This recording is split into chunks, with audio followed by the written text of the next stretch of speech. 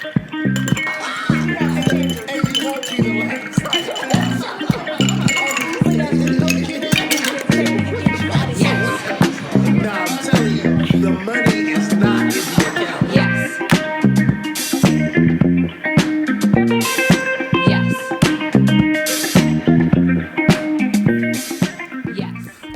can I talk to you for a minute? Excuse me, Kanye. We the other faculty members. You better walk your black ass out of here. Where you going? That little ass backpack. You's a nigga. I see you again. That in a nice way. I see you again. That's good. Welcome. Welcome. We welcome you.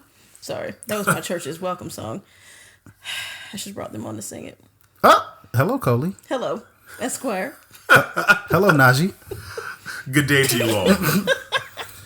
I would like it to be known that every time we get ready to record, we discuss the intro and then it goes to shit. We're spontaneous. Sometimes we just kind of fumble in, stumble I in. thought that one was amazing. It's what we like to call the run and gun offense. Is that what it is? Red 7. What? Omaha. Welcome back. Oh, welcome back to another episode of Nights at the Round Table. We'll probably have to edit that part out. But welcome to another episode of Nights at the Round Table. This is your boy Esquire here again for another brand new episode. Who's all over here with me? It's me, baby. Coley. Okay. She felt that. What up, is Naji. Slightly under the weather, but I'm here. Naji, how in the hell did you get sick, bro? So this weekend there was an event called Grill Fest. Ooh. Which was a byproduct of a men's retreat that I went on. Amen. That Esquire was also on the invite list. And just fellas getting together, chit-chatting, kicking it all together. And I think the weather change and being outside kind of got me. So, yeah. It has been like 99 degrees and then it dropped down to like 90. So that weather is like, it's real crazy down in motherfucking Charlotte. My thermostat tells me that it's getting better. Yeah, that's because it's not on. That's exactly why you feel like it's getting better. That is a good point too. I mean, yeah, it's dropping down to about 70 or 80 right now, but God, Lee, I don't think we're ever going to have a winter. Well, at the nighttime it was like in the 50s. So bro, the that's low for the next 3 nights is 45. Well, you know, my farmer's almanac is like number. It's a really bad number. It's very not very good. We're still in the summer, so to me, it's anyway, not even May through August right now. So it's not. What are y'all drinking on? Let's get out of here. What are y'all all drinking on? I this week have dipped off into Deep Eddy's lemon vodka and a little splash, and I do mean a splash of club soda. Over the weekend, shout out to my cousin. I know you listening. He told me that I should stop putting that Fun Stopper in my beverage. Fun Stopper being mixer. And ice. I was thinking about an actual stopper that they put on there. As did I, until I heard him say it again when someone asked him if he wanted ice. I was like, oh, he's talking about like mixers and shit. Like just the vodka is all we need. Shout out to you, cuz. He said all I need is the liquor in the bottle. And that's really all that's my mixture. Cool. That's it. I'm on an interesting concoction of tequila shots for celebration. What is this? Cherry cough drops. Ooh. And my good old refrigerator water. Fantastic. Your stomach is gonna be real fucked up in the late night hours. Mrs. Naji, we sorry. She gonna be asleep. Till that bathroom door slams. I am drinking on a little bit of water, but I'm also on some celebration shots as well of that 1800 coconut, which has been really good. Had some good news that happened today, and I just want to say thank you, Lord. Just thank you, Lord.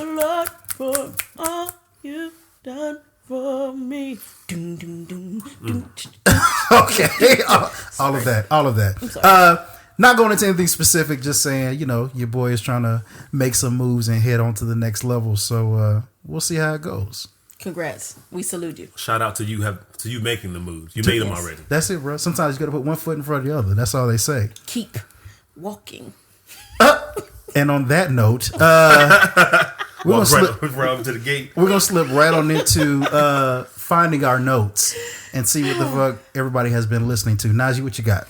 So I have been stuck on Post Malone's Hollywood's Bleeding. I've never listened to a Post Malone song knowingly in my entire life. Oh, wow. Okay. Not knowingly. I probably have, but I just never knew it was them. Well, him, excuse me. And so I pulled up his album one day randomly on the way to the gym after hearing about it somewhere else. And I actually really liked it.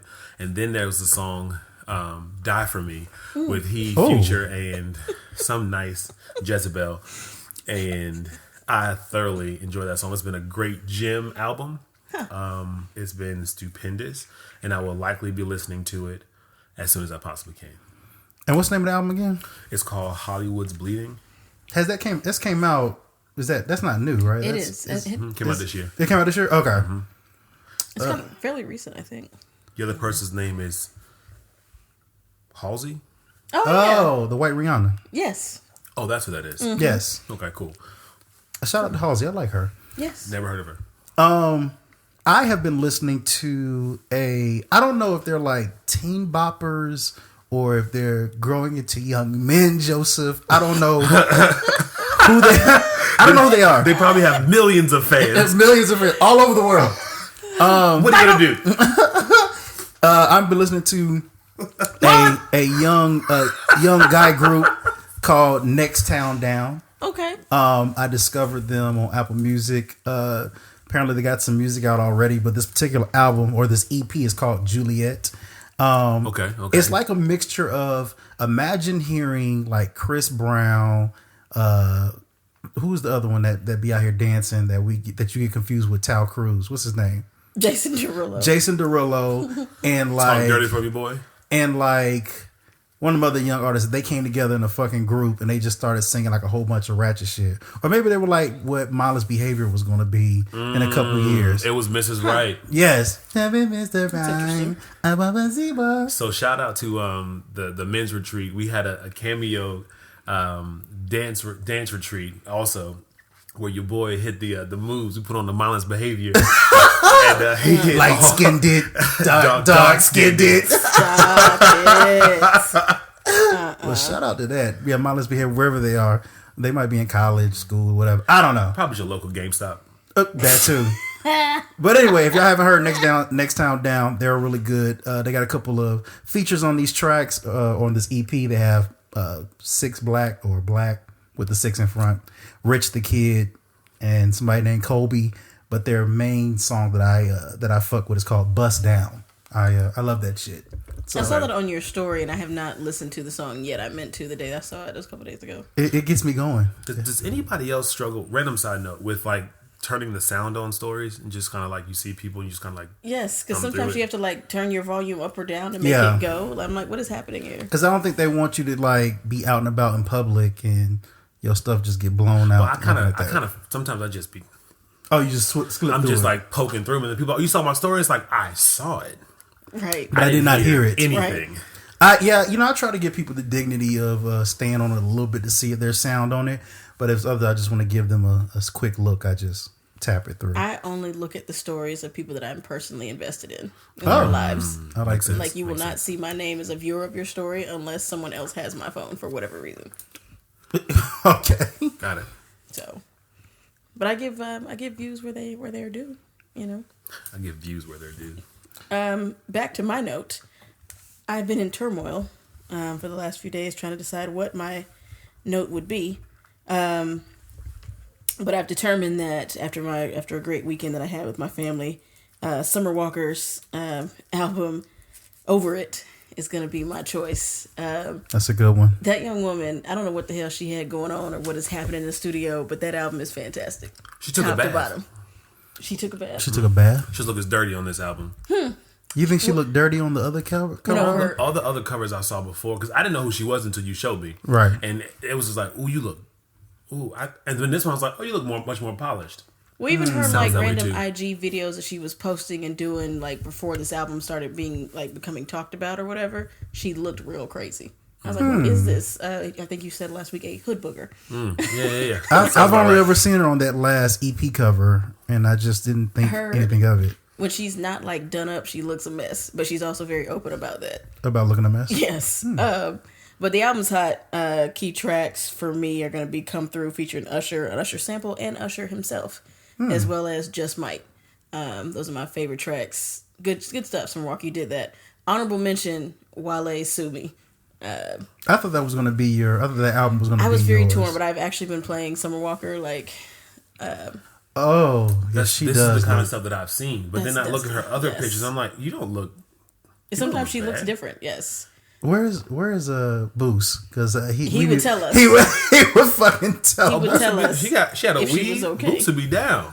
I'm talking about the other picture you showed us. No, yeah, I'm just saying. Like, okay. He'd be down for that. She had a weave in. No, I've been listening to Sue Me in between Summer Walker tracks. Like, I just played that one randomly throughout Summer Walker's album.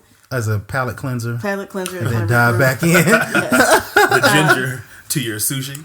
I do think, ladies and gentlemen, we will have a Find Your Note playlist out for you this weekend. Also, I think we've given out a couple good things since the Sussy playlist. I think y'all have had enough time to get your palates ready for something new. So we're going to hit y'all with a playlist this weekend. So keep an eye out for that. We've gone a long time. We have. We normally wouldn't let it get this long. It is. But you also didn't have, not to knock former success, but that So Sassy playlist was absolutely amazing. Bro, it let it breathe for a little while. You let the beat breathe? Let it breathe. Let it breathe. All right, so look, now that we're done with that, we're going to get into who the fuck left the gate open.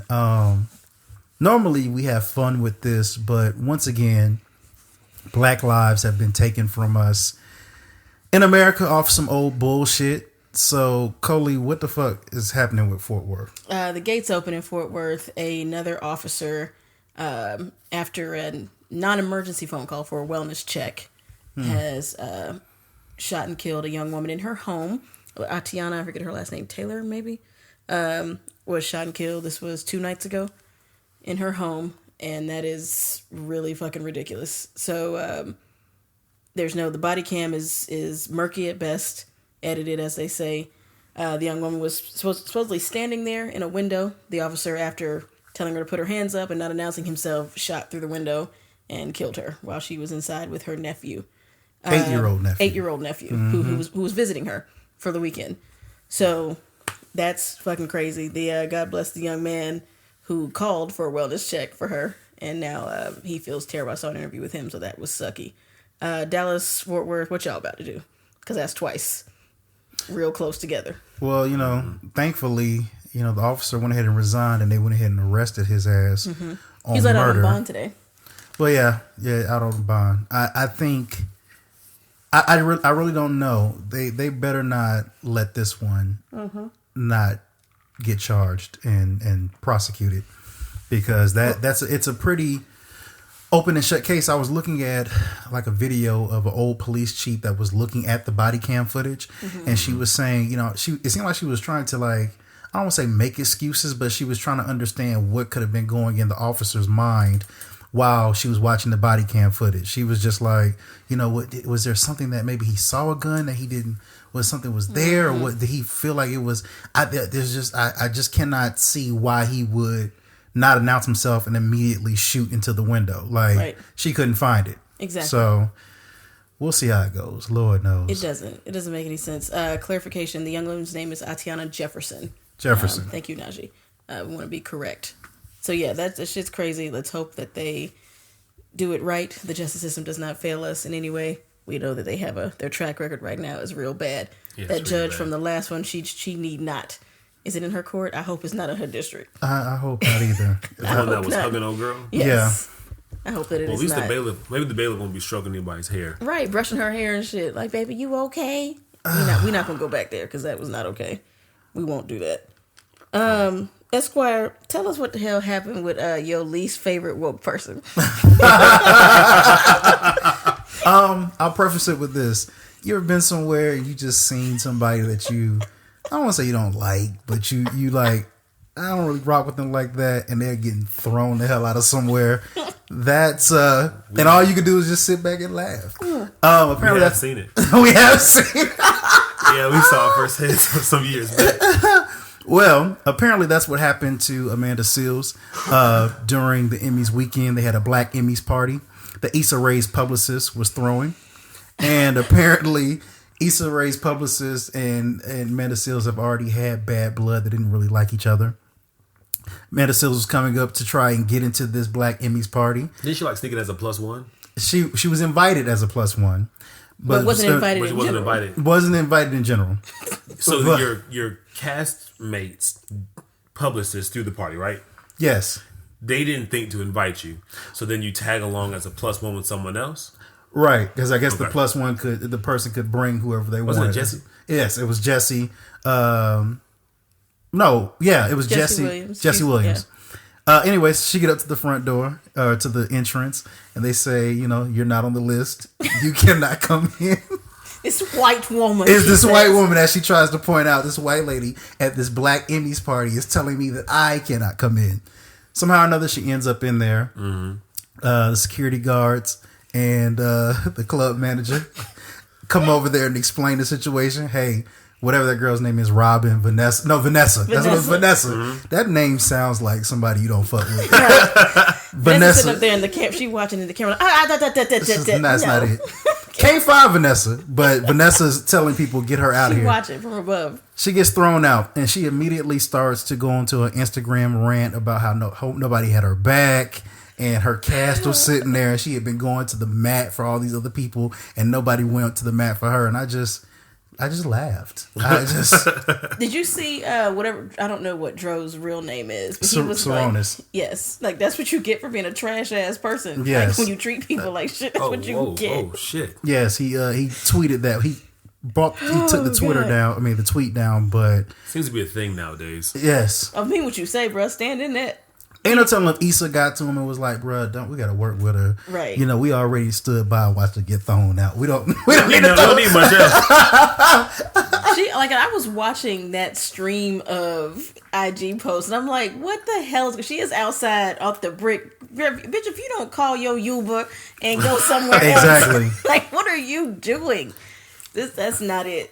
The part that I didn't like about it was, and this is just goes to the whole being too woke for me.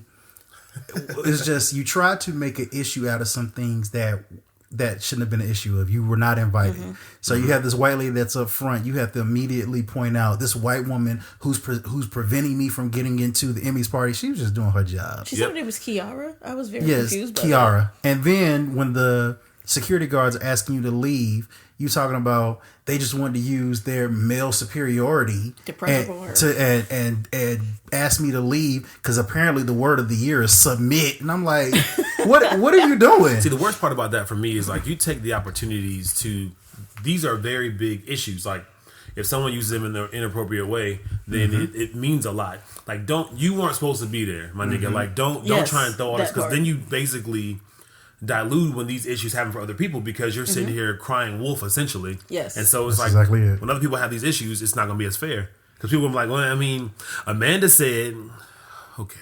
And once she did that, that's when I realized, they probably do have issues with her, and that the reason nobody jumped in was because that old adage, when you see a circus, you better not jump in because they might call you a clown. So Don't join in on that bullshit. Please don't join in on that circus at all. They were all secretly That over there shit was recording it. wild.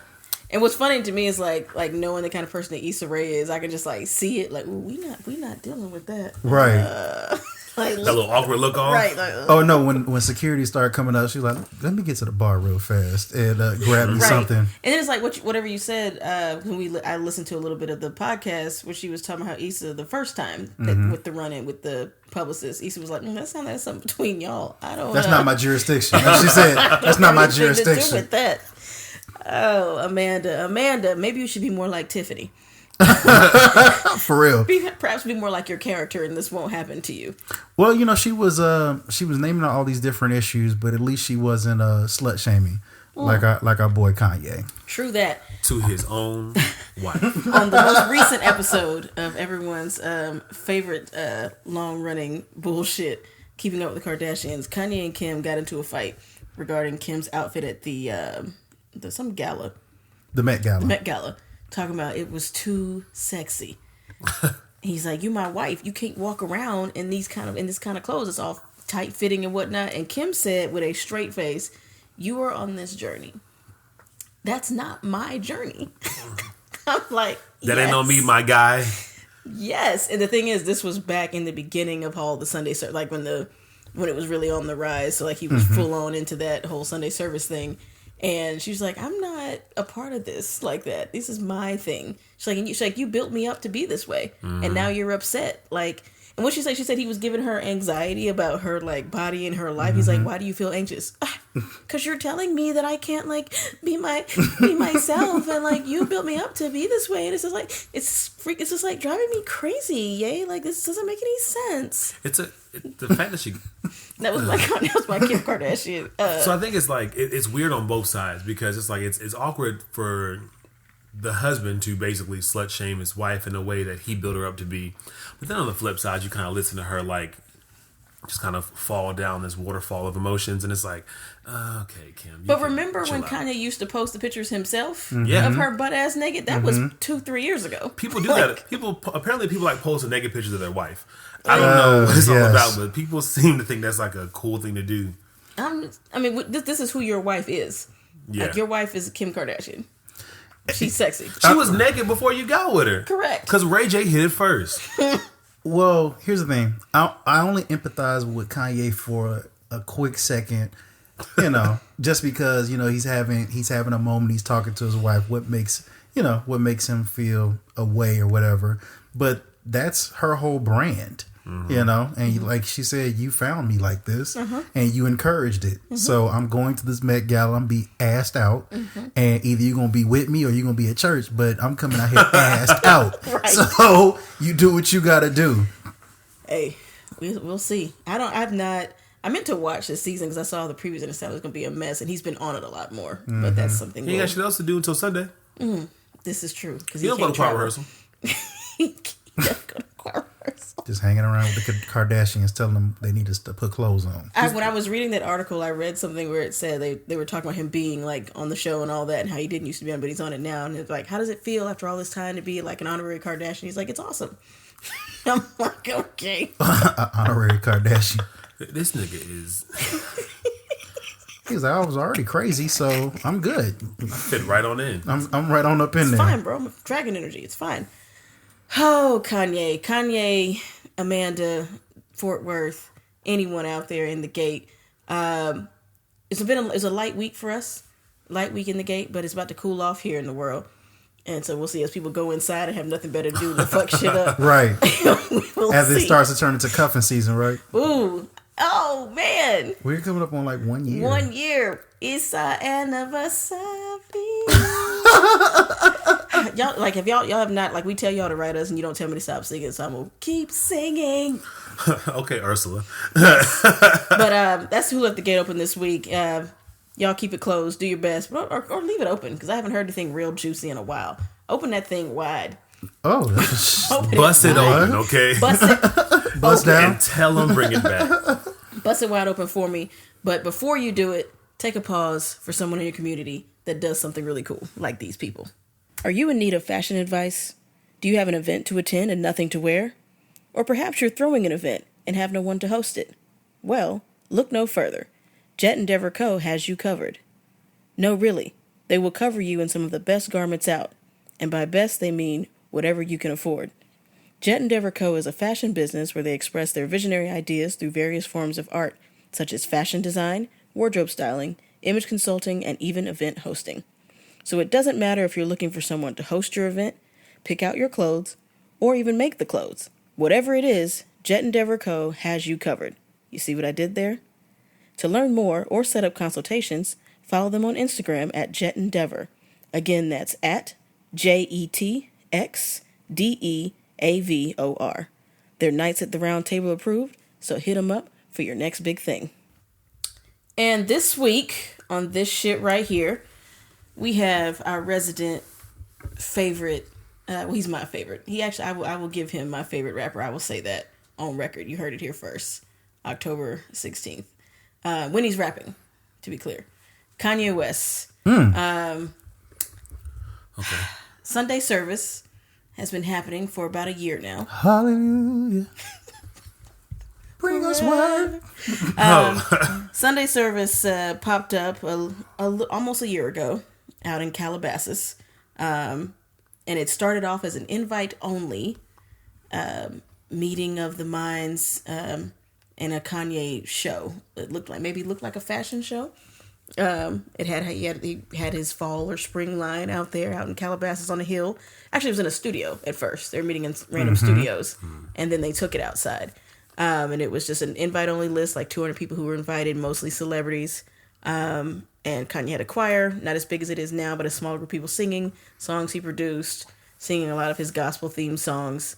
And it started off, and it wasn't recorded at first. You would just see Kim posting random little 15, 30 seconds pieces of it. Like, what the hell are they doing out there? Like, what is this? Then the year turns, and it becomes a full-on thing where Kim is like, hey, we'll see you guys next Sunday. You guys should come out and watch, whatever. And now you see the full streams of whatever the hell Sunday service is. Oh, they streamed the whole thing? Well, like in January, February, she made a tweet letting people see like a 30-second video, and she was like, we'll see y'all next Sunday. So it's like now they were letting people know that you could like come watch. But they still had per an article I read in the Times, a boundary for all the regular people that weren't invited. They were like behind like a gate, so they couldn't come all the way. The gate wasn't open. The gate was not open for them. Okay. You were about to say something. No, I wasn't. I was actually deep involved into what you were saying. Anybody that mentions the Times, they are very well read. Well, no, the lady was like, she also speaks well. She does speak well. So eloquent. The lady that wrote the article, she was talking about how it was inclusive but exclusive. That was what that. So she's like, Kim invited everyone, but then they kept them out, and you could still only come all the way in if you were famous, which like Brad Pitt and Courtney Love and all these other famous people were out there. And you're like, what are they doing out here listening to Kanye sing Ultralight Beam? I don't know. But we're going to discuss today, because it's taken a turn, Sunday service, here in the last couple months. Yes, it has. And it has become something else. So we're going to discuss a little bit the socio-political, the professional, and even the religious effects that this thing that Kanye is doing is having on him, on the industry, on people. Because we find it interesting on all three levels. So here we are. Well, I think it's kind of amazing and yet scary at the same time to see this project that has taken off, especially just knowing where we were with Kanye a year and a half ago, where he was in the White House on a leash, dancing in front of Donald Trump and throwing all of his morals and values into the fire. Making Donda very ashamed. Yes. I don't know, like we were looking at this crazy person who's in the White House, who has been brought in to supposedly speak on behalf of black people and draw us into the Republican Party and make us love Trump after all this terrible stuff. And now we're supposed to believe that this is a redemption that he has now? Yes, I guess that's true. Context is important, because if you remember in 2016, he canceled the rest of his tour due to what he thought at the time was exhaustion and sleep deprivation. And then when he came back with his gold hair, he'd gained some weight, and he was on his crazy train. Yes. When he came back in late 2017, early 2018, and it was real trippy, all the stuff he was doing. So this is like the mountaintop of a climb that he has taken into, I don't know, a real crazy state of psychosis, it seems to me. Did y'all cancel? Were y'all on the cancel Kanye train when that happened in the beginning at first? I have a weird thought with the whole cancel culture and stuff. So my whole thing was like, he's talking about some dumb shit. So I almost want to ignore him for right now. But College Dropout will still get played until he does something really bad. I think I was at a breaking point at that point. I don't want to say necessarily it was canceled. It was more so like, I can't support this right now. Like, I feel like you've been trying your best to, I don't know, trying to get more involved in like politics and all that. And we don't want to hear that, Kanye. We want a good album. We want a good album. So at that point, when I saw what was going on in the White House, I was like, that's the last straw for me. So do you want Kanye to be like more of a shut up and rap kind of guy? I don't want him to be a shut up and rap kind of guy. I want him to be a well-informed person that speaks. I don't want him to just get out there and rant like he hasn't read anything. Which he said, though. He said that he didn't read or listen to the news. Right. And it was almost like... But he's a ranter. That's just what he does. He's a ranter. And there's nothing wrong with speaking your mind and having different viewpoints. But it's like you're looking crazy, and then you're demonizing black folks by saying because we're looking at things a different way than you look at it, we're the problem. So that's my only reason. I don't want him to just shut up and rap, but if you're not saying anything that makes any type of sense, then yeah, maybe you do need to shut up and rap. Put it in a song. I'm with Najee on the cancel culture. I'm not a Najee. I was like, I like this. It's French. I like this accent. I'm weird about Je ne that. peux pas. And like I said, I do love Kanye West. He's one of my absolute favorites, top 3 for me. So I tend to only listen to him if he's rapping, because I know, like, historically he has a tendency to go off rack. Like Katrina happened in 2005, and he went off ramp. Then he was 2 years into his fame at that point, and went off book and said something crazy. He's been doing this, and I've been ignoring him the whole time. So the crazy part about what he said then was, I don't think that was too far-fetched of a statement when he said George Bush doesn't like black people. It was left and completely not needed where he was at. Yeah. And I think that there need to be more context, more framing, more whatever around it. But he was saying something I'm sure other people have thought before. Yes. But his current situations, he's literally running up a hill of grease alone. Yes. It's been very interesting to watch. So when it comes to the socio-political parts of it, it's like, so you come off this MAGA hat wearing bullshit, being out on Twitter saying whatever you want to say, that the dragon energy, how being bipolar makes you you have superpowers with your bipolar disorder, and now you're going into this Sunday service thing, which at first, like I said, was something completely different than what it is now, because now it's like it seems like praise and worship at a really bomb revival, but in the beginning it was like a concert, like a Kanye show. The choir was wearing his fall line, which we know is expensive as fuck, and they were selling merch, and they sell merch now. I don't think they were selling merch then. It was clearly a Kanye show, right? And it did not seem like it was anything for Jesus. I looked at a couple articles where they talked to Kim and Courtney and Chloe, and they were all like, yeah, no, we go, and like God is definitely in the place. Like, it's a Christian thing. There's no sermon and there's no prayer, but like it's a feeling. He's in there though. That's just not that's very far fetched from like a typical black service. Yeah. It's very, very left. Well, so what I think is interesting is all this came about after he met with the resident fool in the White House and went from there. And I wonder if this is just my conspiracy theorist mind, if it was like you trying to figure out some way to not pay taxes, start a church. Yeah. Yes. Because all those things are write-offs. So all your merchandise and all that other stuff, very similar to like Scientology and how that whole thing works, and you're protected. Now, I don't know how much inner workings there are, but we all know people talking about Trump not paying taxes and all that other stuff. And, he doesn't pay taxes because he's smart. That's what he says. But, I just wonder how much of those conversations actually... So I'm sure there was some conversation behind closed doors that actually made some sense. Hold that. And don't forget it. Well, I remember... Yeah, put a pin in it. Fleep. I remember... Before he started the Sunday services, I remember he came out with that tweet where he was like, oh, I'm going to get out of politics for a little while. I think I'm just going to leave that alone. And then Sunday services started happening. And I remember watching them and being like, oh, Kanye's out here in the desert or out here in California doing some foolishness again. And it never really caught my attention until you started to start getting those clips where they're remixing different songs. Like I remember seeing that one where they're on the plane singing, "Tell me how you want it, tell me how you need it." I was like, I might be willing to log back into my Apple Music and see what the fuck Kanye is talking about here for a second.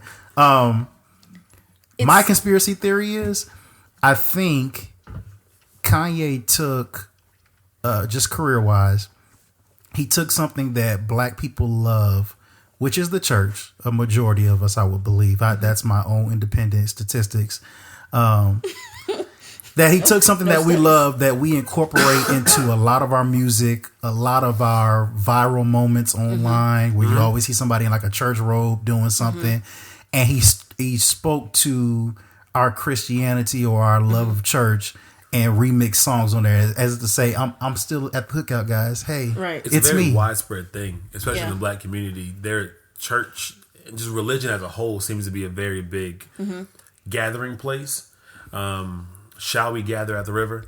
A beautiful river. It's just kind of like how this works, and so it's like it's a great ploy to, if you're coming from the conspiracy theorists, because we don't know for a fact, it's a great way to get in, because that's a vulnerable spot for people, and everyone's always preaching forgiveness and turn the other cheek, because that's what you're taught in Christianity, and so it could be a prime opportunity.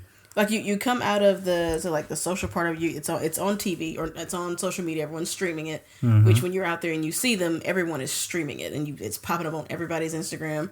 So he's doing a social wave of things. So people are getting like an hour and 40 minutes of what appears to be a praise and worship thing. So it's so for social media, it's this like hour and a half things you can get on YouTube. That's really cool.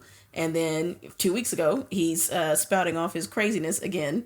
Talking about, I'm still here for Trump, still MAGA.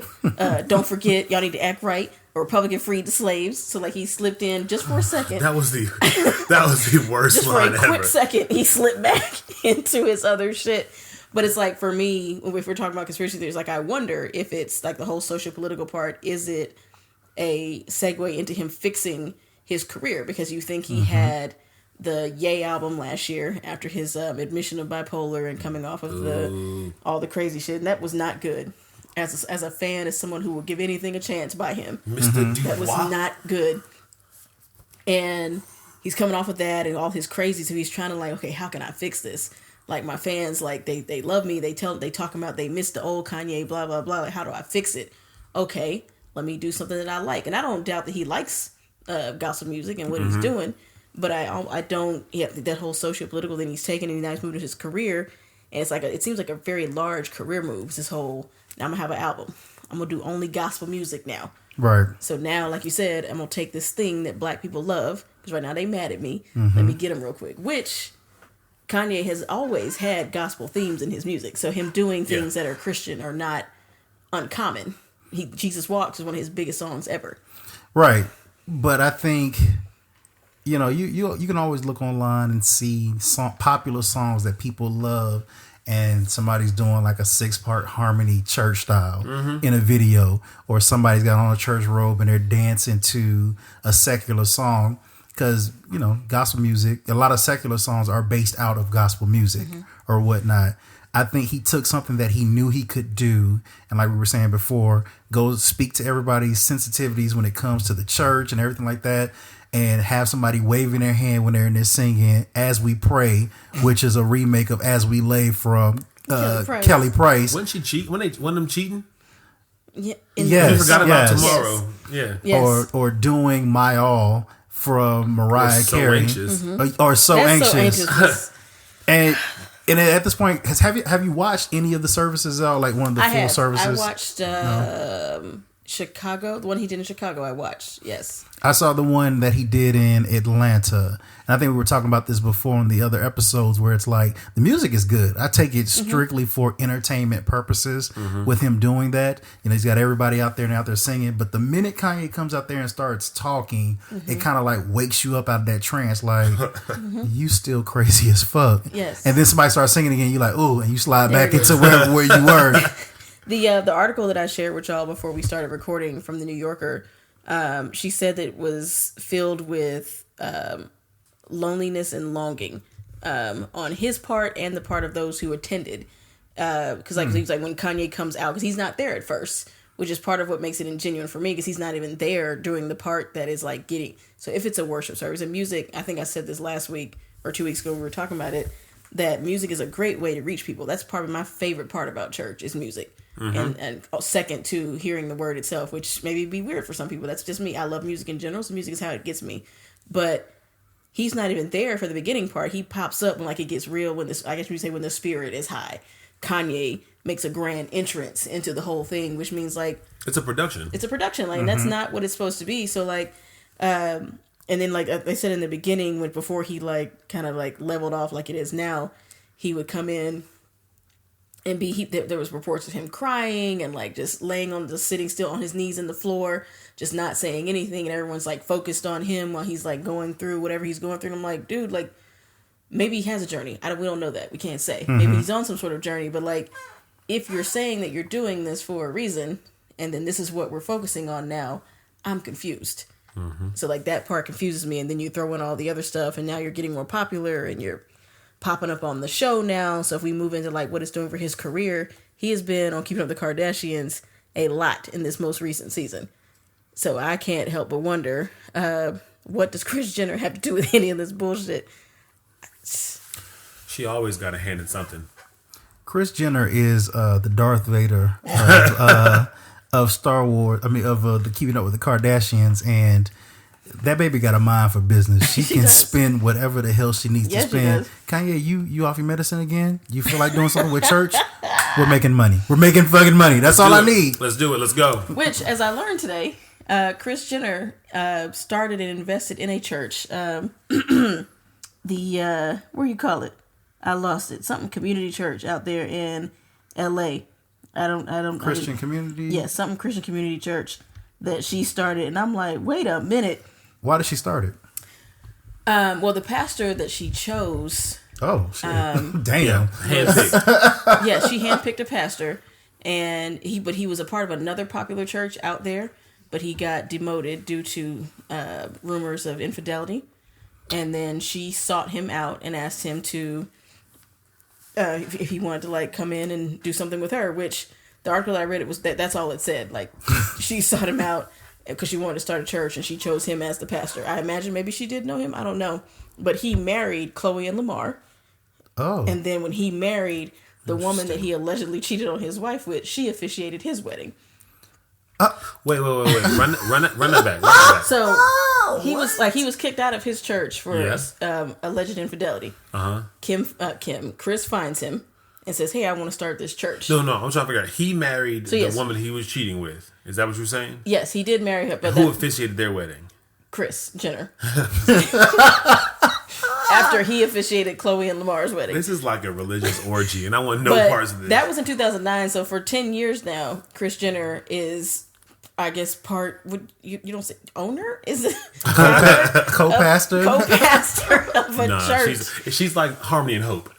Yeah. She is indeed Harmony and Hope. So she's out here, and this church is doing it now. They have gotten into some tax trouble, but they're doing it right. Right, she's out here. A part of that, Kim has said that she does send tithes to that church because her mom, because it's my mom's church. I'll send tithes to her. Sure, why not? Yeah. It's my mom's church. That's not how tithes works, but whatever. Right, not going. So imagine that conversation. She calls you into her office, and she's like, "Pastor, I got a proposition for you." Well, her naked daughter's all over the wall. Right, and she was like, I want to do something different. And she's a briefcase full of money talking about, can you start this church with me? I just need you to be the face. I'll run everything else. She said, "Pastor, can I talk to you for a minute?" That's it. That baby has a mind for business. Yo, she has the recipe. So like, it makes me wonder. Like, has Kanye, who when he and Kim first got married, he was very, very in the shadows on the show. Yeah, they would talk about him. You see his actual shadow like walking off. Like they'd be talking to him, but they'd never see his face. You'd hear his voice, but he wouldn't be on camera. So, but now he's like coming into being a part of the show, which we know that his fashion line went bankrupt. Was it he went? It wasn't bankrupt, but it flopped. It flopped, and he he started off, I believe, at Nike or something like that first, and then went to Adidas, and then like his actual line it did well, and then people were like, "This is fucking ridiculous." Yeah, because you're paying $35,000 for a holy sheet. Yes.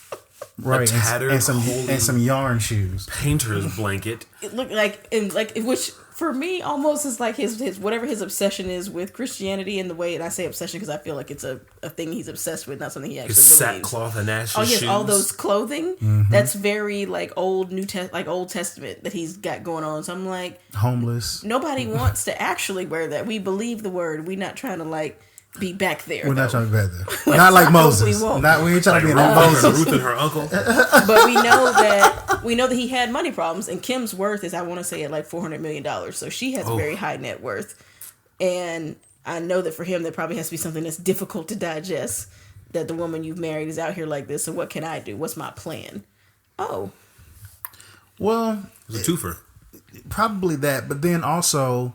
We also know that when Kanye gets his mind fixated on something, he goes straight for it. But I mean, like really straight for it. Like, remember when he was starting his fashion line and everything? I remember he was on the Breakfast Club and he said he's going to cut back from music and he was going to just focus strictly on fashion because he has ideas too. And he doesn't want to just be boxed in into doing music. Like you said, that kind of flopped. But now he's with the gospel or the Sunday services. And now that they're saying, well, he doesn't want to do secular music anymore. This is something that he just wants to straight go through. And, you know, I'm not trying to judge his journey. Whatever his relationship is with God, you can never question somebody's faith. But I do have to believe that this is a way for him to make some money along the way, get back into making music and wanting to revitalize his career in a different aspect. So I think that's the kicker, because you did what almost all black people who were raised in some form of church do, and you always come back to the whole I can't judge nobody's walk, because that's what you're taught from the very beginning is you can't call out anybody else's stuff because you got your own struggles. So you're going to sit here, you're always going to give him that benefit of the doubt when he stays in his pocket. Now when Kanye's out here doing all kinds of crazy stuff, it's easier to be a little bit less on the I can't judge somebody's walk. It's like he's doing dumb shit, but like, oh, he's into gospel music, like some whole thing with Kirk Franklin, like when he had his porn situation, everybody was like, you know, he makes great music. He's, you know, he's trying whatever. You know, we can't judge his walk. But if you flip to somebody else who's not in the religious entertainment business, if you will, it's different. So I think you did exactly what he probably wants people to do. And that falls into your other point of it's his way to get back in, because everyone's going to give you an opportunity. If you say, I'm trying to get my life right, it's like, you know what, you right. The Lord's not through with you. He ain't done with Steve Harvey. He ain't been done with Steve Harvey in like 40 years. That's true. But well, I don't want to get confused though, because when I say I can't judge his walk, I can't judge the sincerity of his relationship with God, because there are some people that are trying to say, well, he's not a Christian or whatever, yada yada. He's just out here doing whatever. No, you don't know what his heart is saying, but I do know, or I do believe that he is using these different aspects outside of the whole religious aspect. He's using the concert and the shows themselves as pure entertainment to get paid. So I completely agree with you on everything. I was just saying that I'm sure that there are some people who would lean more towards the other side of leaning more towards, oh, you can't judge someone's walk. And so those are the people who will kind of bring him back in so much easier versus the one who has like a logical skeptic to say, my nigga, like, I get it. We can't judge your walk. But my nigga, you doing some fraudulent shit and you're probably only using this as a way to get in. So, so I completely agree with you. Like, and you legitimately recently just said that slavery was a choice for us. I forgot about that. And like you mentioned, demonizing us for acting the way that we do. Bro, he's someone who used to speak for us. Like, he used to, like, college dropout and late registration are laced with the type of music that we actually need now. Yeah. Like, back then it was cool to listen to, but now we actually need it, and he's not even making it anymore.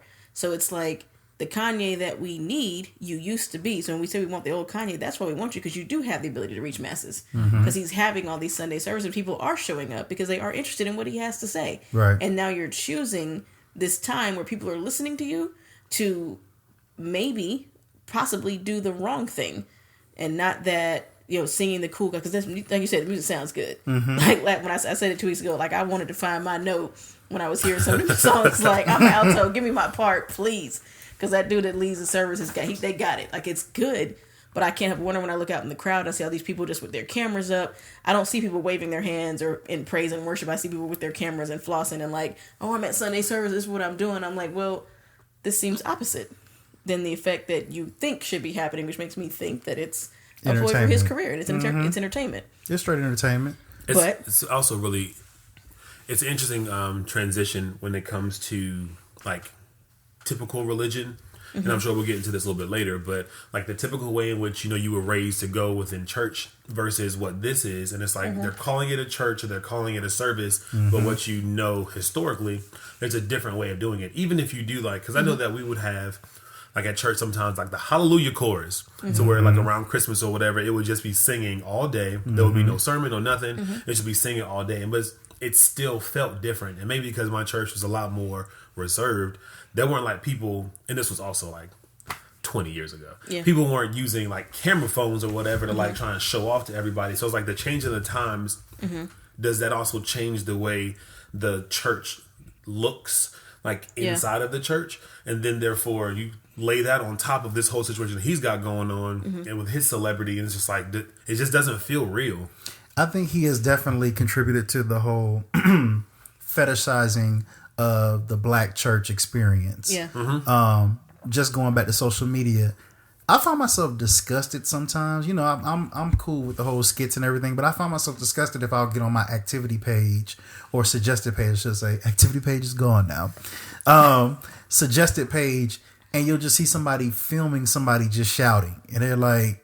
Or they'll just be like, get it, and they turn it back on themselves, and they doing a selfie, hyping them up, and I'm just like, are you doing this for the gram, or are you doing this because it's actually an experience that you're having? So it seems like we really love just that whole church experience, like shouting good music and all that kind of stuff. Yeah, and it's like a festival, and I feel like that's what Kanye's doing right now. He's literally doing a caravan from church to church, maybe like the circus that's coming into town, the Ringling Brothers Circus or something like that. He's giving people a festival, like I'm here at this experience. I'm not at Coachella. I'm at Sunday service. Type deal. Because is it free or do you have to pay for this? That part I don't know. Now I saw something that said people waited outside for hours. They were holding the line.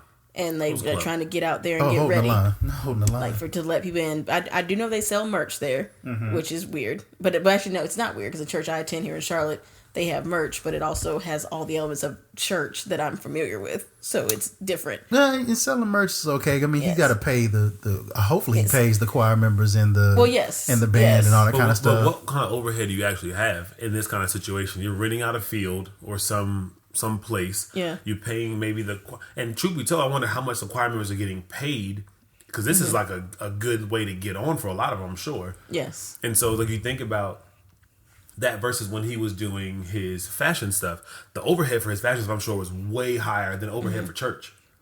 Well, I would imagine, especially if he's putting out a movie and the album, he probably has a good production team. Because I remember when they showed the video of them singing "How Do You Want It," he had random people that were there with some professional ass cameras and all that kind of stuff. So I imagine that's probably gonna be like some footage that they put in there. And if Kris Jenner has anything to do with, they have been planning this for a little while, and they have the best of the best. So the merch is probably going towards the choir, maybe towards their airfare and flying them out to where they got to fly to, but to the production that's going on around there. I imagine that dude that leads the choir, he probably is making some money. I also think that they're writing all this stuff off.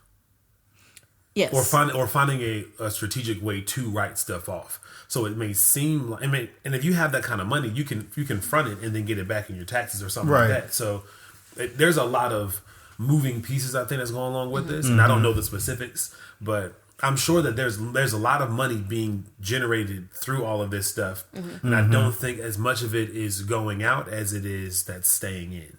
Yeah. Oh, okay, I get you. Like, that he's those employees that he has, maybe a select few people are making money, but everybody else, this is like you said, a good opportunity to sing with Kanye. Like how do we know? Yes, like how do we know he hasn't told them, y'all do this Sunday service thing with me? We about to make Jesus King. That's where your money is. So how we know he not gonna Kirk Franklin and the family them, and he got him out there singing with them, and when the album drop, he gonna act funny. I'm sure there are some people that's out there singing for free. They're just like, give me a good microphone, Kanye gonna hear me. I just like, and so young man, what you just said something about them. It's like it feels so icky. Where is Benji? He would say it feels like yuck to me. Like it just feels icky. As someone who like I'm a daughter of a preacher, and I have like everyone's walk is their walk. Your relationship with God is yours. But I feel very strongly about my Christianity or whatever it is. So it's like when I see it, I'm like, ugh, like it makes me feel very strange when I see him like parting the crowd or like telling everyone to do this and do that. And like he takes the I'm going to say show because that's what it is. He takes the show away from essentially God. Because there's moments when it gets real high. Like it looks like, oh, they singing, they doing it. And we're at a point where like somebody ought to be out here with a tambourine shouting. And then he comes in and everything changes. Like you said, you're like, ooh, like the record stops and Kanye comes out. And it's this whole thing. I'm like, that's weird to me. And I can't help but think that that's when he's like, okay, Jesus is here. Now that I have your attention, me. Because he's the center of the attention. Yes. He always has to be the center of attention. Yes. And that's one of the things I had. He's always had a God complex. We know that about him. Even in the beginning when he would have things like Jesus Walks, or when St. Pablo came out, which was filled with gospel stuff, and Chance the Rapper's album, which he was heavily producing on. I saw an article for CBS News where he was saying, they're like, so you trying to be more Christ-like with your new work with Chance and St. Pablo? He's like, I don't want to be Christ-like. I want to be me-like. But then you have this whole album that is projecting you appearing to be very religious. Like he's always said things about God. He always has, which is one thing. That's one of the reasons I liked him. I'm like, that's cool. But then when you say something like that, or you come out with an album like Jesus with a song called "I Am a God," and like you just talking about being a God, he said he wore his MAGA hat because he can do what he wants and he's a God. That's the statement that he made. Well, we also have to remember he is a rapper as well, and there's a certain level of hubris and confidence that all these rappers have. Jay-Z calls himself what? Hove? A form of Jehovah Jireh. So is that what that is? You know, maybe I made that up, but I always thought I never that's where it came from. I thought that's. I never knew I that. thought that's where that came from. Either it goes, it's not. I'm not turned off by the fact that he tries to elevate himself to a higher level, because a lot of these rappers do that. They say they're the best. They say you ain't fucking with me. I'm this person. Whatever, yada yada. So, like I said, when I see his shows, I'm not necessarily offended by what's going on. I'm more so like, you just invited the circus. I see this no different as we got a bounce house out here for the baby's birthday party with a clown and all that kind of stuff. Like, or do you want some funnel cake? We got a funnel cake machine. That type of thing that's going on, because the church, its atmosphere itself has been fetishized, and we've done it ourselves to where we haven't kept it sacred, or we haven't kept it as something that should be a part. We've brought everybody else in, and we try to make everything else conform to the church.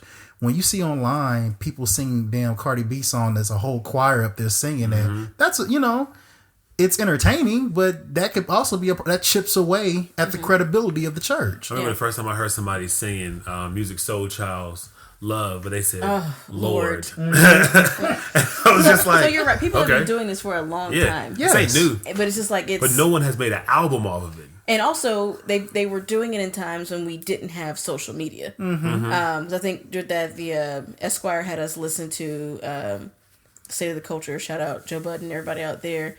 And they made a comment like, we've been doing these kinds of things. We just didn't have social media when we were doing them. So now that we have social media, it's almost like it magnifies it to a bigger deal than maybe it is. But I don't know. As me, I feel like it is a big deal.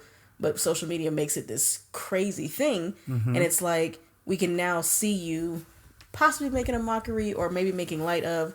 When I look out into the crowd, I see these faces of people, and I'm like, they don't know what song this is. This old song that when I heard they were singing "How Excellent" a couple weeks ago, I was like, that used to be my joint back in the day. And like, top that's to bottom, right? Like altos, this is my note. Like, here I am, like I'm ready, and they're out there like, oh, this is so cool. Like, it sounds so great.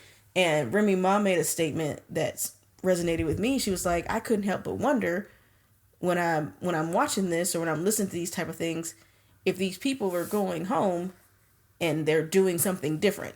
Which, if Kanye says he's being genuine, which sidebar, and he was in Howard over the weekend at Howard's homecoming, he said he let them know, FYI, I'm not here for y'all's entertainment.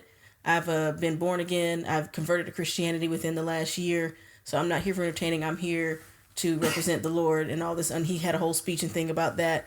So it's like, if that's what he's doing, but it looks the way it looks, are these people going home and like, are they looking up the words to How Excellent because they heard a really cool song?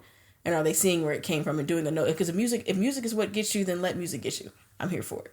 Let it get you.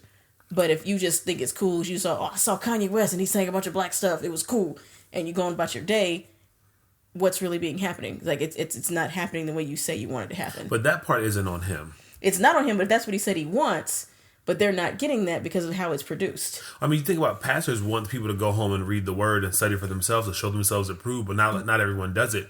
But you can't hold the pastor accountable for what they don't do. So from that particular point, can I say that's not his responsibility? Now, do I think that he's making a mockery of the church? Well, I definitely do. Pastors give you context. They give you a service with other things in it. Yeah. So they're not just giving you a concert. Kanye's giving you a concert with his music amplified and someone else's music broken down as something different. So all you're getting is a music concert. Whereas a pastor will give you little things so you know I'm in a church service. These are things, little tidbits that I can take. All they take away from that is a video of Kanye West and a really cool choir singing. So if you say you want to do something, I don't think that's the effect that it's having. It's having the effect of people posting it everywhere saying they were at Sunday's hashtag Sunday service, which I'm like, where's the effect of that? I think that I would hope that Kanye is not thinking that he is a vehicle that can be used to lead somebody to Christ. Maybe he might be, but he could. But I think as a whole, his history hasn't necessarily shown. I'm trying to see how to say this. Just with everything that has led up to this moment and even how he's doing this show now, I wouldn't be surprised if nobody's getting anything out of it.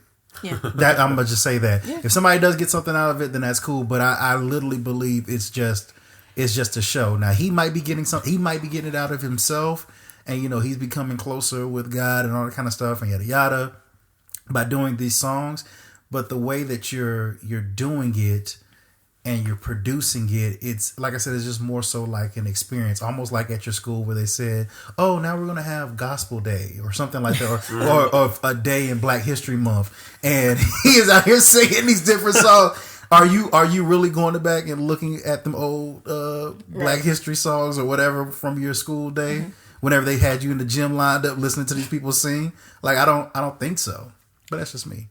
No. It for me, it just makes me wonder. We were talking about this earlier. So Kanye has had his very public battle with mental illness, and with him being bipolar, one thing that textbook bipolar, we know that you have stages of mania, where you enter mania and whatever catches your attention, if it really you focus on that. It could be anything. It could be this mic that I'm talking on that catches my attention. So now I'm super crazy about mics and everything about mics. So Kanye gets super crazy about a fashion line. And the fashion line is everything in the world. I'm super excited about this. I like fashion too. I've always liked fashion. Gucci backpack, yay, whatever. Fashion, blah, blah, blah. Fashion fails. Ooh, I'm done with that now. Oh, now I've found the Lord. Now I've got my superpower with my bipolar. I'm not going to take a medication. And I found Jesus. And let me dive in to a part of him that exists, because like I said, he's been this way all along with the religious undertones. We know that, but now he's super honed in on this thing, and for me, I'm just so is it gonna stop at some point? Because if he's bipolar and he's not taking medication, on record, he said he's not taking his meds. The meds, he's I can't do the meds. I can't make the music y'all want me to make if I'm on my meds. So it's I wonder if he's in a state where he's actually manic, and at some point it's going to stop and he's going to be back to either old Kanye or a different version of Kanye or just whatever. Back to being in the basement making beats for 4 summers. Right. Or I'm going to look at it from a positive standpoint. Okay. As you would. Maybe not necessarily a manic standpoint that's bipolar. That's clearly could be an option, but I'm not his doctor, so I can't make that call.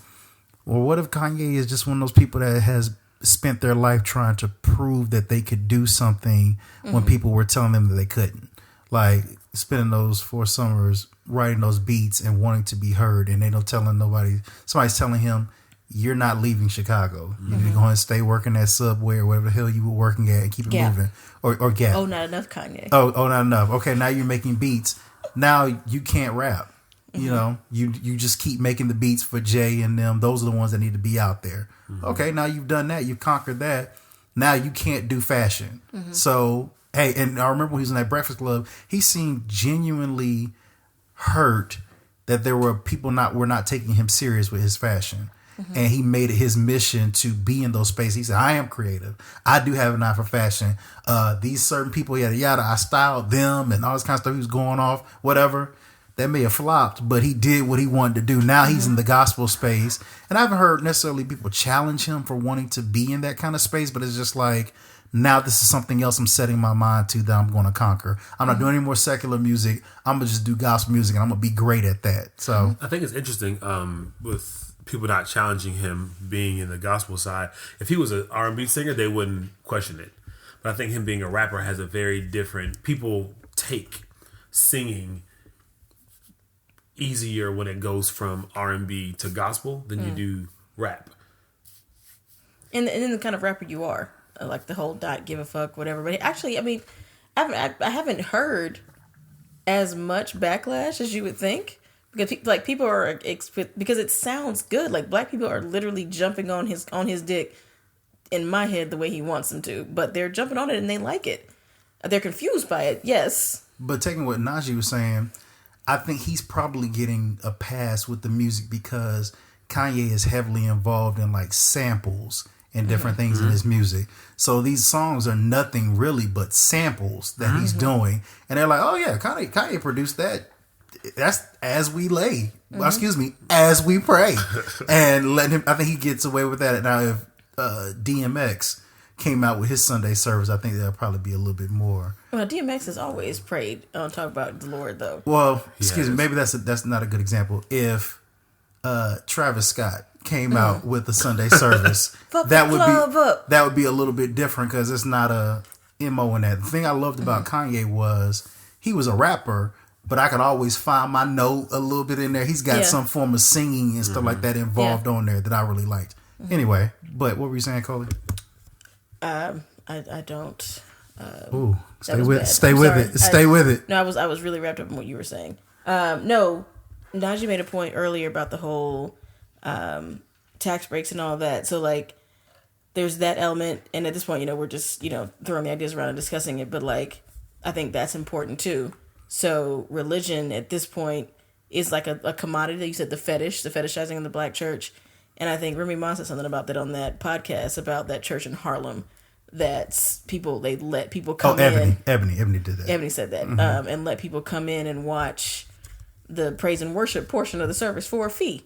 So now and then Are you serious? They would sit in the balcony, file in. Were they going through? No. Going through. They let them come in and they pay to see just the praise and worship. Like you get a black gospel experience at some church in Harlem, and people can come in and watch and listen to it, and then they leave. Like you get that part, and you pay. So then translate that down to whatever Kanye's doing out there or around the country at this point. And we don't know. I guess that's something to find out. Good journalism to find out if people are paying to go to these things, and if they are, like, you're paying to hear, like, you're getting a good concert. That's true, you really are. But then you're also paying to see Kanye part the crowd like Moses and talk about it's his city and watch how this goes. He doesn't say a whole lot of anything during the shows. Here recently he did over the weekend because he made his whole confession, but typically he doesn't say anything. He's just there. And Kim and Kim and the babies make an entrance and they stand quietly off to the side. But their attention is focused on them. So I'm just like, can they LLC this? Like, listen, Kris Jenner can LLC anything. She literally LLC'd her daughter's ass. So, oh god, Esquire, help us. Yes, they can absolutely trademark their show, get rights to the show. Like when you see all those major shows, like a Beyonce concert or Alicia Keys or something like that, and they have like the way to do the lighting or the whole production of it because it's basically being produced. They can turn it into something, especially probably Kanye, because they have that movie coming out. They're using that footage and everything else they're going to be using. So Jesus is King, a Kanye West experience. Exactly. But Swiftie can use a marching band like Beyonce did. Well, Swiftie didn't necessarily. You say Swiftie? Swiftie. Using a marching band is not trademarkable. In pink. In pink. It's about the whole thing in itself. Fair. So no, that was just a question that I had, because at this point we're just with our theories and whatnot and what he's doing. I think at the end of it all, it's up to anyone who hears it to do what they want with it, just like any music. So I think at this point, after talking this whole time, I think I've decided that it's whoever hears it, you do what you want with it. Like that's like church. because it's music, and they're calling it church, which is a lot that, like I said before, music is a huge part of the church experience, and it's a great way to reach people because right now people are listening to music. Like when I went to see Chance the Rapper on his coloring book tour, it was filled with so many like teenage and like early 20-something white people, which I thought was interesting. They're like, oh, actually, no, that's his crowd. I just happen to like him probably because of the gospel tones and the lyricism that he has. And there were moments, the last song on that album, the Finish Line joint with Kirk Franklin. Yes. And he was up there with Third Story. They up there singing them harmonies, and he's walking across the stage like it used to be like an old gospel concert. And the black people, you can see like we feeling something different. I'm watching all these white kids, and I'm like, I wonder what they're thinking. But at the same time, I'm like, maybe they're getting it. And if that's what's happening, then I guess that's fine too. And if that's not what's happening, it's music. So get out of it what you want out of it. Right. And like I said, we have no heaven or hell to put Kanye in. So, it's interesting. It's happening. And Kanye has been like historically someone to watch and be like, what is going on? Do you think this gospel Sunday service, do you think is this absolving him of everything that he's done, in your personal opinions, to you? No, absolutely not. Because you have to, if you want to repent, you have to repent and then go against the ways in which you did before. And he's double downing on this stuff. Yes, while still doing all the other things. Yes. So it's like you're literally you're smacking us in the face. We opened the door for you to let you come back in because you touched our spiritual and you did well souls for a long time. Exactly. And then you say, nah, fuck this. I'm still with this nigga. All right, we still ride together. That's what it is. In the middle of all this bullshit, and still with him. Yeah. So for me, if he would have been, I'm not knocking him for his political views specifically because everyone has a right to have their own political views. But his political views are it's just I don't understand it. He used to advocate for us in his music. He used to. So like, what happened? He advocated for us, for our people, through his music in multiple songs, and now all of a sudden, you say you won't be a puppet, you won't be mind tricked, or we're being mind fucked or whatever, and we're sheep and we're following whatever. But no, I'm different because I wear this hat because it shows I can do what I want. I'm like, no, nigga, you wear that hat and makes you look stupid. So I mean, he's not like responsible. He's not responsible for us understanding or accepting why he does what he does. Yeah. So it's like, but that's with everybody, and that's just like the general consensus you kind of lay down over top of things. However, for you to want to be a part of a particular group. Yeah, there are certain checks and balances that we require in this group, and you are going against the vast majority of them. But the music sounds good, and like niggas, same with our dear Robert. We are willing to overlook a lot, yes, for something that we love. I.e., he know. So you said that like he knows that. So maybe it's genuine, maybe it's not. But he has to know that music and the Lord specifically are ways to get to black people. Yeah, the things that kept us through and brought us along the way. Because really at this point, when it comes to doing this whole Sunday service, and just like with anything, especially when it comes to cancel culture or offended or whatever, all you need to do is convince one or two people, and the rest will spread like wildfire. Yeah. Because really, in my opinion, I feel like the majority of how people see things is a lot different than how people see things online. I feel like that whole crowd of people is different. So they're gassing Kanye. Oh, he's back. He's, it's like Fire Festival. We could look the other way on that Trump thing or whatever. Yada yada. He's back. He's doing whatever. But then when you're outside of online, you're sitting there thinking,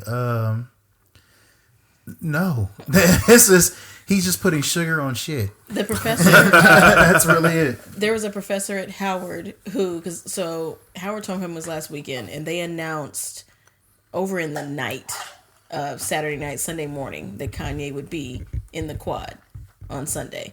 So it wasn't anything that was on the dock. Like, no one knew coming into homecoming that he was going to be there. They waited and gave people time to get there and do whatever. And there was the dean of whatever blanket, like Afro American studies. He's a culture or something teacher, whatever. He was the The dean. diaspora. Whatever the school is. The call and response. Whatever the school is that would house that stuff, he was the dean of it. Liberal arts. I'm about to say liberal arts. He was like, well, if Kanye's really here, he said, I heard that he was coming. If he's really here, tell him once he's done to come see me. I have some books he needs to read. Wow. Wow. Because it's like where's your responsibility? Like, what are you doing? Like, you're wanting to come back into us, but this is, you can't just hit us with your music and think it's gonna be okay. Because like maybe he does think, and maybe some people will make it okay, but like, bro, you're still out here acting a fucking fool. Did they say how large the turnout was when he came? I do not know. It was on the main quad, like where all the plots and stuff were. They had a thing on. They always have a thing on Sundays at homecoming called Quad Fraud. Quad Fraud. Well, Yeah. maybe because Kanye was there. It was Quad something. It was in it, and I can't think of it right now. It was Quad something, and they always have it every year. Yeah. Sunday morning after homecoming is over, And he was the person that was there. Okay. Yes. And they didn't know who it was going to be, and they announced it over in the midnight that it was him. So, you know, it's weird. It doesn't make a lot of sense. Are we going to listen to the album? I think that's an important question. I don't have an answer to that question. I'm listening. Well, I don't want to make a stance, like, because I love Kanye and the music I like, but like I'm conflicted in a different way. It bothers me, so I don't know that I'll be able to do it, but I don't know that I'll be able to stay away either because I love him. Let me tell you something. As soon as it hits, at 11:59, whatever time it is, I'm gonna be right in there listening to it. But like I said, I'm not gonna have my blinders on. I'm gonna take this specifically for what it is, and I'm gonna listen to it. And I guess that's the ability that maybe a lot of people need. It's a no. Oh no! I was trying to see what the name of the quad thing was. And I couldn't find it. Oh, okay. I was like, so are you listening to the album? I was going to listen to it. It was supposed to come out the first time, and then it didn't come out. Yeah. Yeah, because now he wants to time it with the movie coming out. Because it's a production. This is way more than just like, Chris I want to put out the not word. enough, Kanye. She did, and she meant it. Chris was like, as soon as he was supposed to release it the first time, she went flying down there. What the fuck did I tell you? You do it together. Get that through your thick skull. Kimberly, keep it in the motherfucking line. And who got all these fucking MAGA hats in here? If we had Who left the towel in the pool? I am not spending season 11 with this bullshit. Keep it together. And Mom, Ye is like, he's like a force, and you can't stop him. And it's just, I have so much anxiety about it. I hate and love the Kardashians at the same time. And then you see a toothpick with a ham hock on the top walk past. It's always Chloe. Oh my God. And Kanye's like, it's awesome being honoring Kardashian. I don't know. Like, the whole thing is an actual shit show. We're just here watching it. And I don't know. We'll see what happens. I'm sure y'all will be here for it when the album drops at the end of the month. This felt like a very large Who Left the Gate Open It actually segment. was. It was. Well, it we call this segment this shit right here because really, yes, this shit right here. Oh God, he gonna be real hurt when Trump get impeached. Right.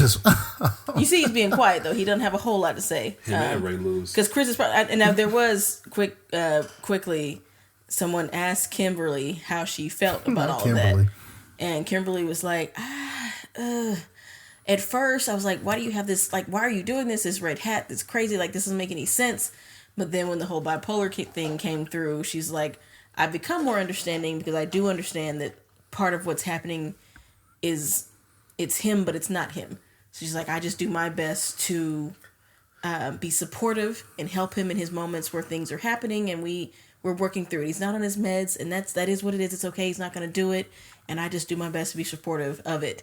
But like, Kim, is he at the house like walking in circles, talking about impeachment, trying to go to the Hill, bring Donald to a Sunday service? Who fucking knows? I don't know. All I know is that Kim Kardashian's getting drugged by the gardener because Kanye is out on a limb somewhere, and so she's like, yeah, I just.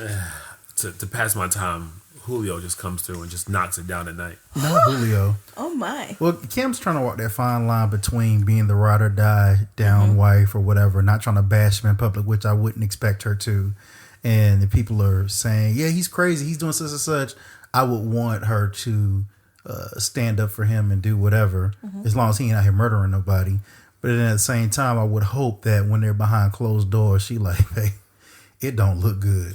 Like, if I get one more question, if I get one more drink, if I get one more question about whether or not you're going to be on Trump's defense team, I can't fucking do it. You're going to have to change that up.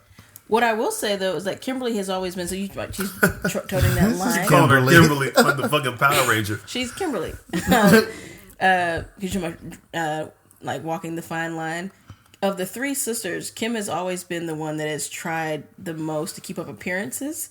Like, she doesn't want to be, like, Chloe has had a failed marriage. Courtney has openly battled it out with her baby daddy for years. Kim's had a lot of failed marriages, too. Well, she's had her shit, but, like, she's at a point where she is committed to Kanye. She's married him. She's like, what I won't do is let this... let people see me be made a fool. So yes, Kanye's doing this or doing that, but what I won't do is give up on camera. Like, I'm not going to do this. So, and I've got these 4 kids, and she's always wanted a family. She's been very vocal about that. Like like I said, I hate them, but I pay attention to them, unfortunately. I would think if somebody is, the whole world is seeing you get long dicked on that was a on long my time Vista, ago. That's how I found out who she was. I would think that she was styling his dick something stupid. I would think the bar for being made a fool out of is rather low. She has changed. She could probably bunny hop over that bar. So she has changed, and she's always said that the sanctity of marriage, and she's always said this thing about her father and a good marriage and all that stuff. She believes in it, and she wants that. So there's a part of that that's just like, she has these values. Like, and they make beautiful kids. Them kids, man, they make very cute kids. So they make cute kids because of the never mind. Gene splicing? Where are we going with this? Kind of where I was going with Kris Jenner. What's going to be really interesting is when the ones who, when the people who had surgery, whenever their genes started to really show up. Chloe and Kim, because Courtney has had the least amount of stuff done to her. I'm about to say, you don't even know really what the hell she got going on. I don't think she has like a breast or anything done. And even if she did, that's not like, anything crazy. But when Courtney, Chloe and Kim's kids, their daughters especially, because they all got daughters, start growing up and looking a little different than mommy. it's like, oh no, that's that nigga nose they got. That's that bell pepper ass nose. And then they gonna call up Auntie Kylie. Right. Or who Kylie looks just, was it Kim? Her body, she looks like Kim, even though they don't have the same daddy. She has settled into like she's Kim. Her surgery really well. Yes. It's starting to mellow out. She's gonna be like, "Can I get your doctor?" Like, she got 2 white ass. Chris is Chris is white. Chris is white. They're both fully white. Chris and I thought Chris was Armenian. Caitlyn. The dad is Armenian. Robert Kardashian was Armenian. So what was so Chris's mom that we saw on the show? I don't. Whenever they talk about Armenia, they talk about their father. They never mention it being. She might be something else, but she's not part of the Armenian tribe. Now she does bronze herself a little bit to make herself look like the Armenian tribe. And they've been together. They were together out there in the world so long that perhaps she has taken on those semblances. Some of his melanin. But yes, we say all that to say, stay tuned. Sunday service, Kanye. Whether it is or isn't, we're here to see the fallout. Whatever may or may not happen, we're here for it. We want y'all will hear about it. The album's slated for the 31st, the 1st, something like that. It's the end of the month. End of the month, the album is slated to come out, so we will have a moment where you will hear about it. Whether it's just Esquire on a solo podcast because I can't do it. That's my final note. Or we're all out here together trying to figure it out, or we might be at Sunday service out here at JCSU. No, I'm not going to the movie theater to go watch. You think Elevation will have Sunday service? I wouldn't be surprised. I can't. I wouldn't be surprised. Maybe clips. Hashtag Stephen Furtick out here. They're gonna be selling merch. Some of the merch. I see you move. Elevate your Sunday service. A partnership with Kanye West Production. Never lost a battle yet. They be up there singing. That dude leading service be going off. I have a question about that while we're leading out of that.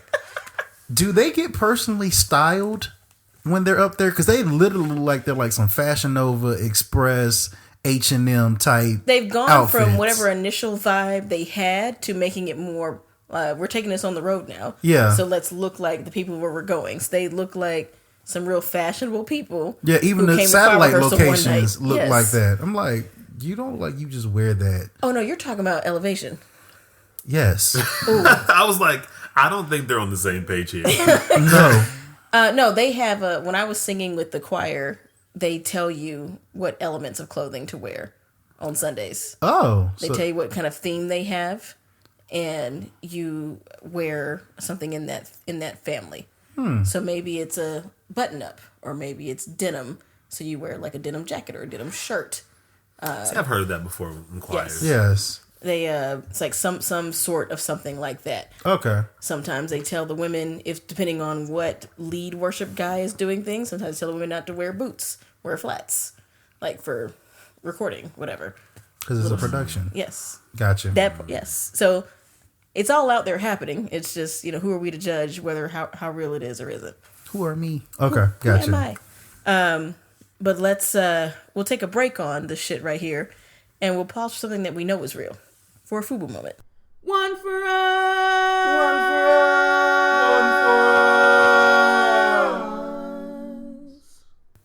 us. Nom nom nom nom nom nom nom nom nom. Delicious. What's on your plate, baby? Nothing now. So look, this week's FUBU moment has been brought to you by Charlotte Black Restaurant Week, which is going to be happening. Cue the applause. Which will be happening October 21st through 27th. So since us here at the podcast, here at Nights at the Round Table, we just want to shout out some of our favorite places. I'll go first. I love Sunset Soul Food. You took me there one time. It was good. It's fucking amazing. It's great. It is a classic. Your mama and them are back there cooking. It's tiny in that bitch too, man. It's tiny. You need to get your food and get the fuck out. That same lady has been working there as long as we've been going. She got a fat arm, which means it's right. No, not that Not- one. okay. We're talking about the light skinned lady with the nipple ponytail. With a nasty attitude. Terrible. No. But then you find some days and she's just like, "Hey, sweetie, how are you?" I will personally. This is not that type of thing. We're giving a shout out to them. I'm not gonna air my grievances.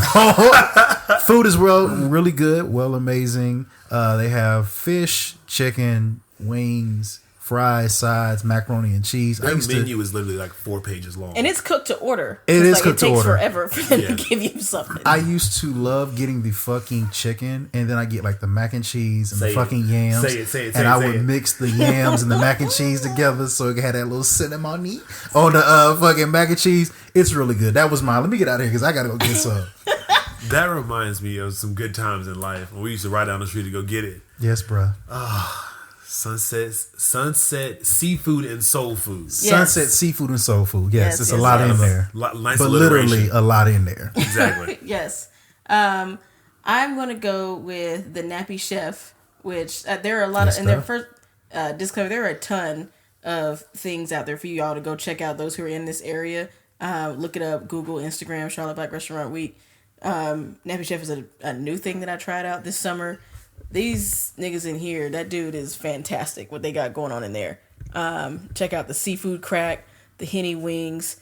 They got someone that makes cakes for them. So Nappy Chef, shout out to y'all.